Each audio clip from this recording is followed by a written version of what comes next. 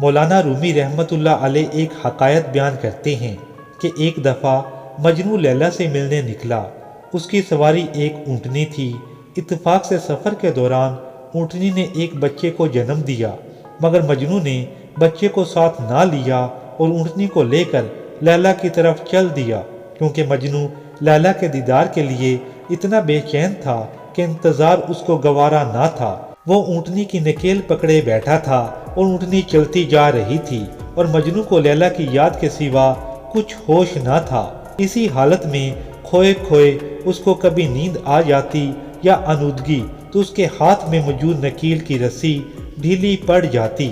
جو ہی رسی ڈھیلی پڑتی، اونٹنی اپنا راستہ بدل کر اپنے بچے کی طرف واپس مڑ جاتی اور جیسے ہی مجنو کو ہوش آتا وہ پھر سے نکیل کھینچ کر اونٹنی کو لیلا کی طرف جانے والے راستے پر سیدھا کر دیتا۔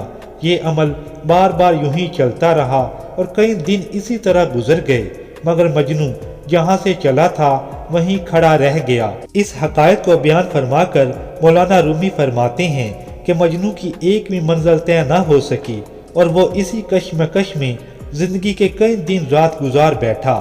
اسی طرح انسان بھی مجنو اور اونٹنی کی طرح روح اور نفس کی کشمکش میں پھنسا ہوا ہے۔